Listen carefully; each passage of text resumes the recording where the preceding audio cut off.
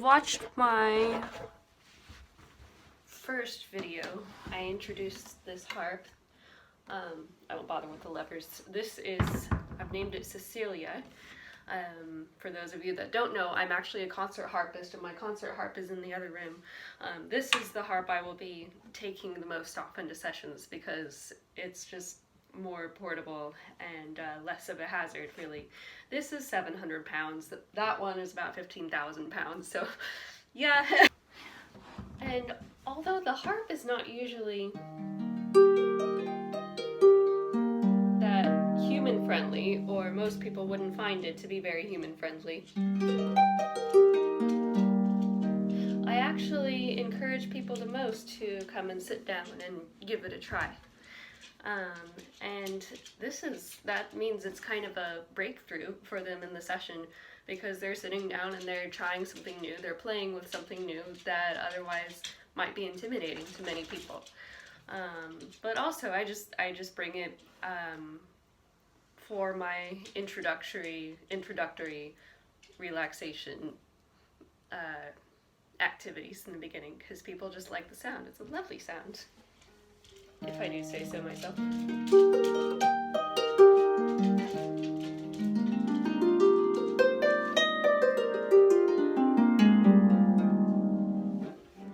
Okay. And of course we can't forget our voices. A very organic pitched instrument. Hello, Kimmy.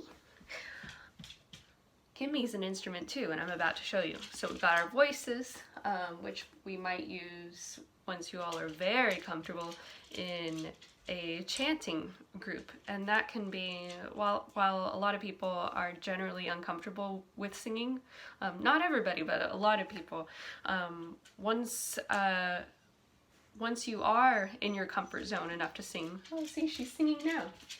Once you are comfortable enough to sing, it's quite a powerful intervention to be able to sit there and sing with other people and feel that sense of connection with them. So let me show you how Miss Kimmy, my dog, can be an instrument. Kimmy! Come and show the people. Show the people what you can do. Sit. Good girl. Say hello.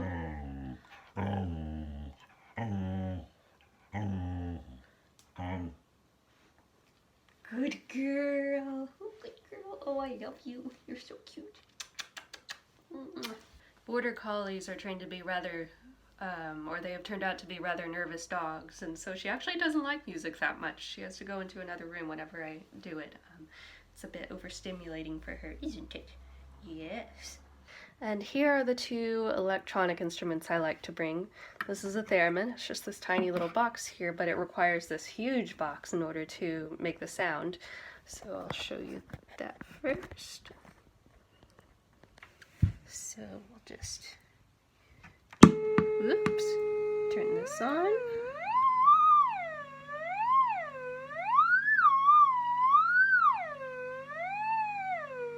They have a couple of theremins at the Musical Instrument Museum in Phoenix because people just love to play with them. One day, I will learn how to properly play it on YouTube. What a bird! And then we've got a synthesizer from 1987, the box said.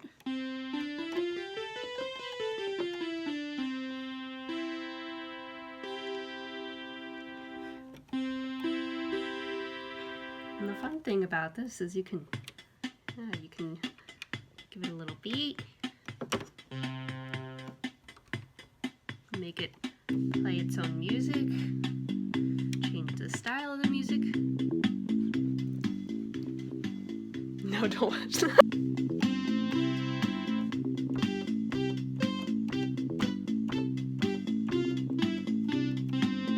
It looks complicated, but it's quite human friendly as well.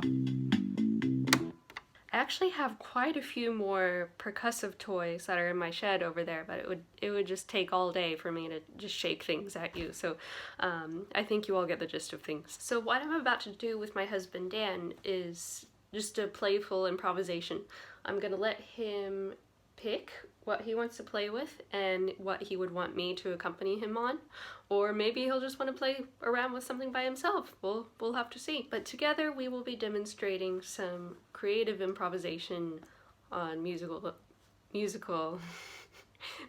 instruments for you.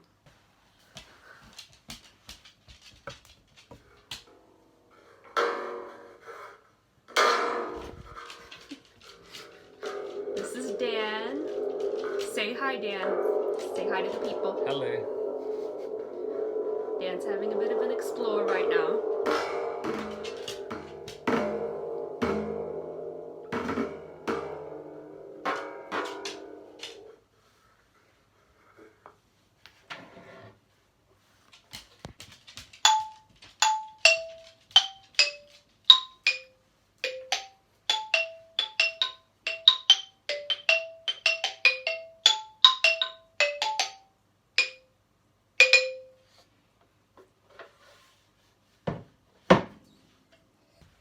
Let's see how this goes. Kimmy, sit. Oh, but Daddy. Should we not have Kimmy? Just get her settled and see what happens. Okay, ready?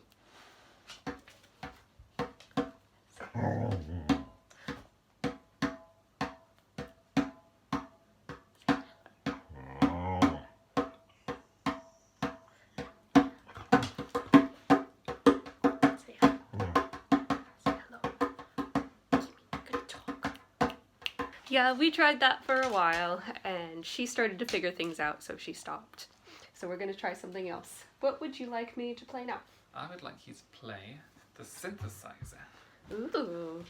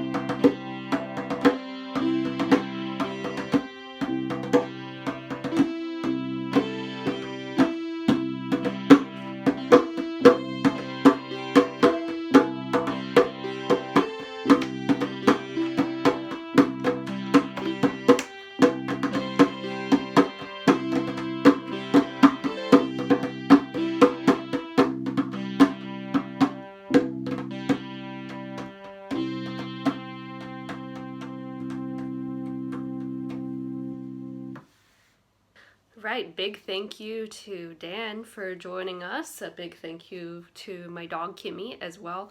And especially for my boss at Grampian Music Therapy for loaning me the instruments, the lovely instruments that I've been using. A few of them were hers, the drums and the xylophone. So we were just scratching the surface with those two combinations. But like I said, I want you guys to notice what you were most drawn to. If it was a single instrument, if there was a combination of instruments you would like to hear, comment below. Comment on my Facebook page or comment on YouTube, and let me know what you most wanted to reach into the screen and play, or what you most wanted to hear. Another thing, if it was something that you would rather take an active role or a passive role in. That's something I often ask people when we engage in group play. Are they happier sitting and absorbing the sounds that happen, or are they happier taking an active role? Do they change their minds in the beginning? There's so much that you can take out of creative improvisation.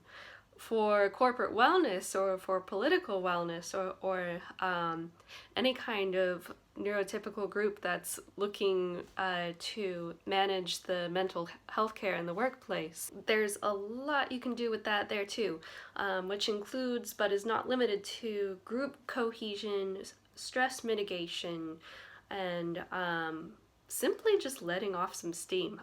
All kinds of stuff. Team building, you name it, and music therapy groups can probably do that for you. it can increase sales, but in the end, we just want everybody to be healthy, right? Thank you all so much for joining me, both in real time now and in the future. And I will see you all next week for some grounding techniques.